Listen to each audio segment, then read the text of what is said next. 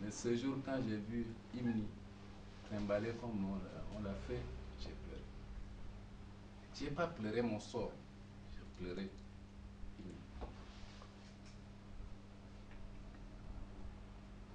Mais que vaut ma déclaration à l'Assemblée nationale ou au Sénat? La commission des affaires étrangères de l'Assemblée nationale m'a auditionné à propos du pétrole. Est-ce que cela a empêché le pétrole de couler? Rien du tout. Pas du tout. Alors moi, j'ai cessé d'amuser la galerie. Je vais aux actes. Mais je ne vous dirai pas ici quels sont les actes que je suis en train d'entreprendre. Je suis un homme responsable. J'ai agi en toute responsabilité. Toute responsabilité. Donc, je ne vais pas étaler ici les actions que je veux mener. Mais, vous savez que la torture est imprescriptible. Imprescriptible. Même si je meurs, mes enfants vont poursuivre ces gens-là. Et toutes les dispositions sont prises pour que demain, mes enfants les poursuivent.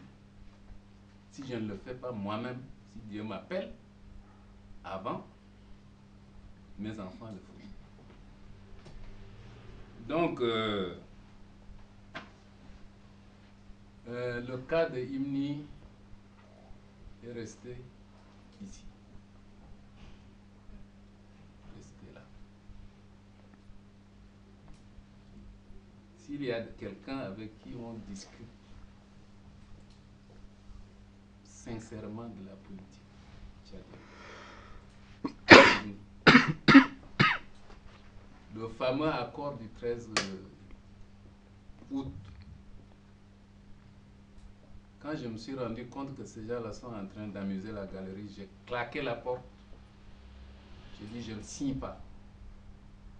Eux tous sont restés, sauf Ibni m'a suivi dans la cour de l'hôtel Kempinski pour me parler.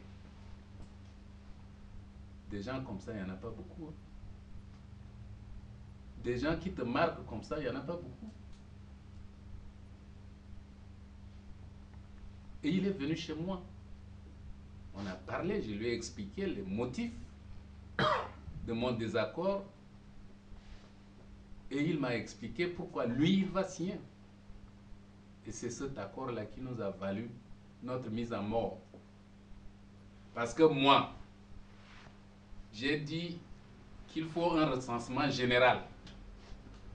Ça a été adopté par les camarades de l'opposition.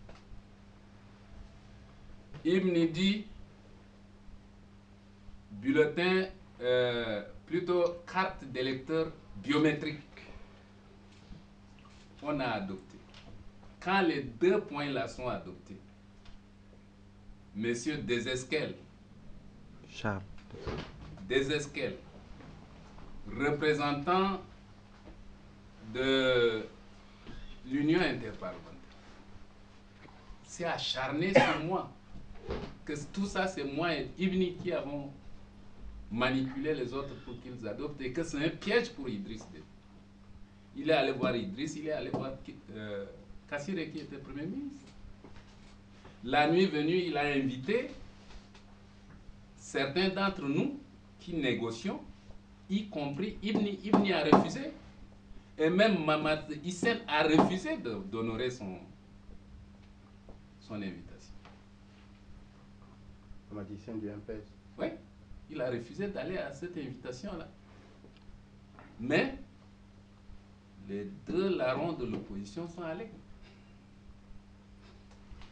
Ils sont revenus. Ils sont revenus pour nous rendre compte. J'ai dit, moi, vous ne rendez pas compte. Nous, on ne vous a pas envoyé. On ne vous a pas envoyé. Pourquoi vous allez nous rendre compte?